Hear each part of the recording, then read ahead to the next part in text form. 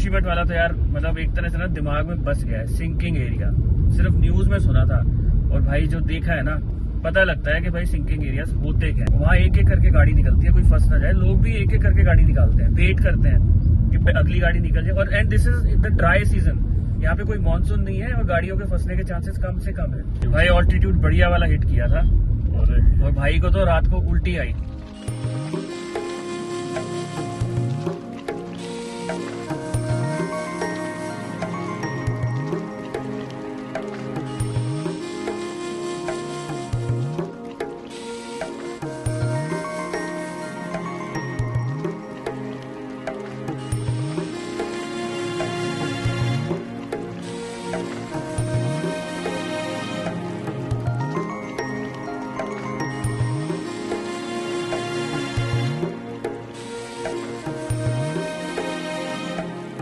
हर हर गंगे जय माँ गंगे। आप सभी का स्वागत है देवप्रयाग से। आज हमारी बद्रीनाथ यात्रा का आखिरी दिन है और आज हम जाएंगे देवप्रयाग से वापस अपने घर की ओर। ये 8:50 हो चुके हैं। आज हम बहुत आराम से उठे क्योंकि कल हमने मैक्सिमम डिस्टेंस कवर कर लिया था। बद्रीनाथ से देवप्रयाग आते आते हमें लगभग शाम के 7:30 बज गए थे। जोशीमठ और उसके आसपास के एरिया में बहुत ज्यादा सिंकिंग एरियाज हैं। 20 से 25 ऐसे सेक्शंस हैं जो हमें धीरे धीरे क्रॉस करने पड़ते हैं और ओवरऑल लैंडस्लाइड्स बहुत ज्यादा है। मानसून तो नहीं है अभी, बट जो मानसून की वजह से जो पहाड़ गिर गए हैं उसकी वजह से बहुत ज्यादा रोड ब्लॉक्स हैं। मैं आपको सबसे पहले अपने रूम से बाहर का व्यू दिखाता हूँ। देवप्रयाग का संगम इस तरफ है, यहाँ से गंगा जी आ रही हैं और इस तरह से फ्लो करके आगे हरिद्वार ऋषिकेश की तरफ जा रही हैं। ये वाकई बहुत सुंदर व्यू है। ये आप अपनी बालकनी में बैठ के ना सामने का व्यू देख सकते हो। हम लोगों ने रात को इस होटल में चेक इन किया था, द तत्वा। ये बिल्कुल हाईवे पे है। ये NH7 है जो सीधा बद्रीनाथ जाता है।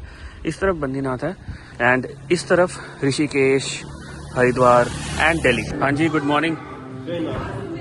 सेम ब्रेकफास्ट जो कल मिला था। ये है दही, सीरियल्स, पराठा एंड पोहा, पूरी सब्जी, इडली, सांभर। ये एग्जैक्टली सेम हो गया, मोस्टली सेम हो गया है। कुछ ये सैंडविचेस अच्छे लग रहे हैं। और ये है कॉर्न। स्टार्टिंग के लिए मैंने लिया है एक वेज सैंडविच, इसके बाद लूंगा पूरी सब्जी थोड़ी सी। और रेस्टोरेंट की विंडो से भी ना गंगा जी का व्यू है। जगह बहुत सुंदर है। खाना कैसा है? ये आ गए गर्मा गर्म पूरियाँ और गर्मा गर्म आलू की सब्जी। इसको देख के भूख ज्यादा लग गई है एक्चुअली। तो बता रहा था कि सर बोला ना कि गहरा है, इसमें बोला सर गहरा बहुत है। पता लग रहा है क्योंकि आपको आवाज नहीं आ रही है। हाँ, दैट मींस बहुत गहरा। वो रैपिड्स नहीं है ना जो जिसमें हिलती है बोट। क्योंकि देख वही मैं कह रहा था, पीछे जस्ट पीछे संगम है, 2 नदियां मिल रही है बड़ी बड़ी अच्छी खासी, और फिर भी इतनी छोटी पतली सी स्ट्रीम। तो ये बहुत डीप है। बहुत सही जगह है। ऐसे लग रहा है बस बैठे रहो। पत्थर हिलते तो इससे नीचे आती है। हाँ, ऐसे बस मन कर रहा है यहाँ पे बैठे रहो। कितनी देर से तो हम यहीं पे खड़े हैं, बस देख रहे हैं पानी के फ्लो को, गंगा जी को। 10 बज चुके हैं एग्जैक्टली और हमने आज जाना है। हम 59 पे पहुंच 9:58। जाना कहाँ है? घर। 6 घंटे 20 मिनट।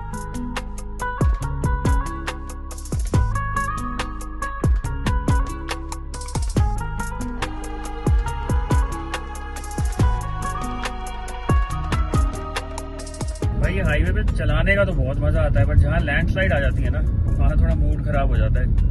अभी तो फिर भी ठीक है, देवप्रयाग से यहाँ तक तो कुछ भी नहीं है actually. It's a very smooth highway. लेकिन पीछे जो भाई जो आतंक मचा हुआ है ना लैंडस्लाइड का, मतलब एक हद तक ठीक है, मतलब आप इस चीज से बच नहीं सकते। लेकिन जब इतनी ज्यादा हो जाए तो फिर ऐसे लगता है कि लैंडस्लाइड ही है जिसके थ्रू आप निकल रहे हो और कुछ है ही नहीं पूरे हाईवे में। थोड़ा इस कारण से एडवेंचर भी हो जाता है, थोड़ा आपको फोकस्ड रहना पड़ता है। अब कह सकते हो कि हमने एक एडवेंचरस जो है जर्नी की है। जोशीमठ वाला तो यार मतलब एक तरह से ना दिमाग में बस गया है। सिंकिंग एरिया सिर्फ न्यूज में सुना था और भाई जो देखा है ना पता लगता है कि भाई सिंकिंग एरियाज होते क्या है। मैं सोच रहा था 2-4 एरिया होंगे जो सिंक हो रहे होंगे। जगह जगह सिंकिंग एरियाज यार, जगह जगह रोड बैठी हुई है लिटरली, और उसके ऊपर से धीरे धीरे गाड़ी निकलती है और इतने बड़े बड़े गड्ढे, या जैसे कहते हैं ना एकदम से बहुत वेरिएशन है। ग्राउंड एकदम से कई फीट नीचे चला जाता है। वहाँ एक एक करके गाड़ी निकलती है, कोई फंस ना जाए। लोग भी एक एक करके गाड़ी निकालते हैं, वेट करते हैं कि अगली गाड़ी निकल जाए। और and this is in the dry season, यहाँ पे कोई मानसून नहीं है और गाड़ियों के फंसने के चांसेस कम से कम है। फिर भी गाड़ी के व्हील स्पिन हुए। Overall very good experience. जाना चाहिए सबको बद्रीनाथ। थोड़ा सा पेनफुल ये है कि ड्राइव जो है अगर आप कर सको और आपको ज्यादा दिक्कत नहीं होती ड्राइविंग में, then you can do it, but be ready for these hot traffic jams. और ये बार बार आएंगे, ये फ्रीक्वेंट है। कई तो सिटीज में जैसे जाते हुए हम रुद्रप्रयाग फंस गए for no reason, it was a 30 minutes of traffic jam, तो वो आपको और डिले कर देता है।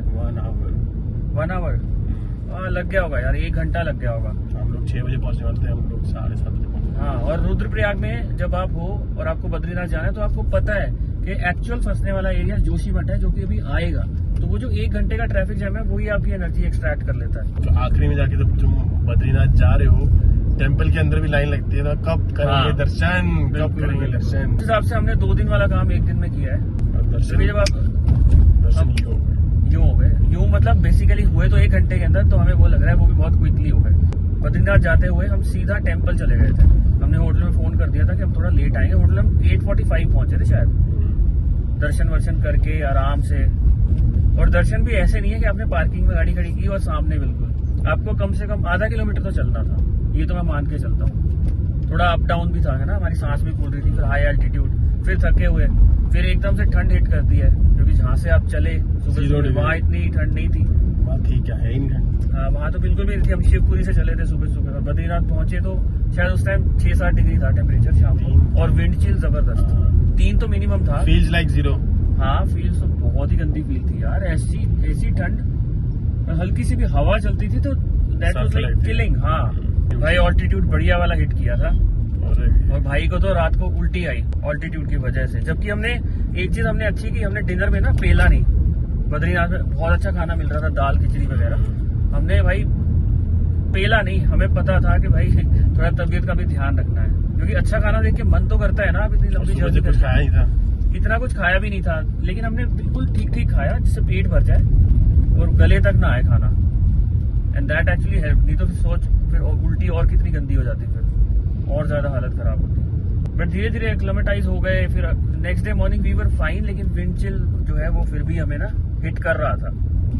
1 दिन रहते तो हम ठीक हो जाते। हाँ, एक दिन आप रहते हो ना, 24 घंटे निकाल लो ऐसी जगह पे, तो ठीक हो जाते हो आप। भाई अभी हम ना ये गंगा रिवर के ऊपर ब्रिज बना हुआ है, बहुत ही सुंदर, इसके ऊपर जा रहे हैं हम लोग। थोड़ा सा आगे निकल गए थे, फिर गाड़ी घुमा के वापस पीछे लाए। यहाँ पे ये वही ब्रिज है जहाँ पे प्री वेडिंग शूट होते हैं। देख यार, पानी का फ्लो कितना जबरदस्त है, कैन यू बिलीव दिस। पीछे कितनी शांत थी नदी देवप्रयाग में जहाँ पे हम रुके हुए थे, और छोटी सी स्ट्रीम थी, यहाँ पे कितनी वाइड हो गई है। और ये ऐसा नहीं कि ये गहरा नहीं होगा, ये भी गहरा है। ओ भाई साहब, ब्यूटीफुल ब्रिज। कहाँ नीचे बीच तक कैसे जाओगे? बिल्कुल शांत है। वो देख ड्रोन उड़ रहा है, अरे 2 ड्रोन उड़ रहे हैं। वो देख वो 2 उड़ रहे हैं। ओ भैया, स्कूटी भी आ रही है। अब यहाँ से आगे बढ़ेंगे हम लोग, कहाँ पे, ऋषिकेश की तरफ, और उसके बाद आएगा हरिद्वार एंड देन दिल्ली। गाड़ी धूप में खड़ी है तो बहुत गर्म हो गई है, बंद कर देते हैं भाई सनरूफ। यहाँ पे प्री वेडिंग शूट हो रहे हैं और पता नहीं क्या क्या हो रहा है। ये ब्रिज एक्चुअली है बहुत अच्छा, और इसके साइड में ना वो गंगा रिवर के ऊपर जो सस्पेंशन ब्रिज बना हुआ है पैदल यात्रा के लिए, उसमें स्कूटियां भी लेके जा रहे हैं। बट वो ठीक है, वो अच्छा ब्रिज है, बहुत पुराना है। स्पॉट बहुत ही अच्छा है ये, आपको ऐसे थोड़ा सा टाइम स्पेंड करना हो तो व्यूज बहुत अच्छे आते हैं। एक तरफ से ना बहुत अच्छी सनलाइट आ रही है, ये देखो भाई सामने लोगों को सनरूफ पसंद है भाई, बाहर निकलना ना। हम बिल्कुल ऋषिकेश के चेक पॉइंट से पहले खड़े हैं, और भाई ट्रैफिक देख लो यार, 11 मिनट का ट्रैफिक, पूरा रेड लाइन है। और ये वही है, ऋषिकेश पे ना एक चेक पोस्ट है जहाँ पे एंट्री होती है। थोड़ा थोड़ा ट्रैफिक मिलता रहेगा ऋषिकेश जब तक पूरा क्रॉस नहीं कर लेते। इनफैक्ट इवन हरिद्वार फिर भी क्रॉस हो जाएगा, ऋषिकेश में दिक्कत है जो भी। 11:54, कितनी गाड़ी चला ली हमने? 53 किलोमीटर, 14 की एवरेज स्पीड आई, और अभी तक की जो है माइलेज 13.6, 794 गाड़ी। 13.6 ठीक है मेरे हिसाब से, पहाड़ों में इतना होके आए हैं। चलो अब इस ट्रैफिक की वेट करते हैं और देखते हैं कितनी देर में निकलेंगे।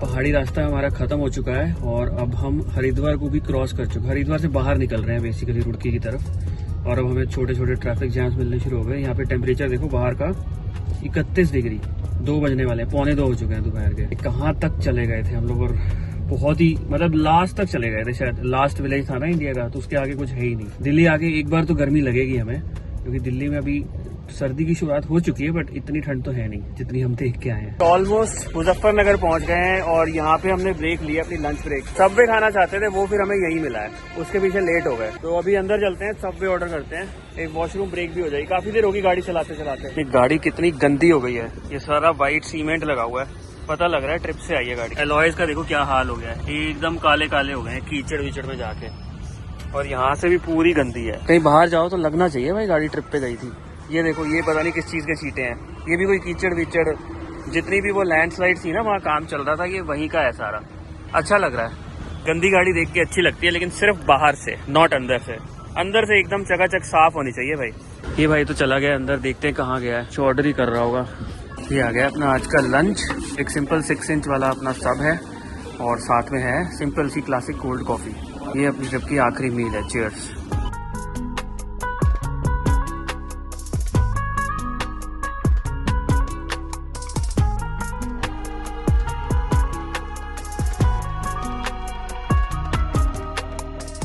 Final destination. Final destination. ये ट्रिप शुरू हुई थी वैशाली स्टेशन से, और वैशाली स्टेशन हम पहुंचने वाले हैं विद इन 5 मिनट्स, और एग्जैक्टली उसी टाइम पे। बद्रीनाथ की अपनी ट्रिप यहीं पे खत्म होती है। अगर आपको ये सीरीज अच्छी लगी हो तो do give it a thumbs up, channel पे नए हो तो do subscribe to the channel. जल्दी मिलेंगे अगली ट्रिप पे, और उसमें हम भाई की गाड़ी लेके जाएंगे, और ये चलाएगा, मैं नहीं चलाऊंगा भाई। दूंगा ही नहीं मैं इसको। चलो भाई, मिलते हैं अगली ट्रिप पे बहुत जल्दी। Till then good bye, take care, जय बद्री विशाल। जय बद्री।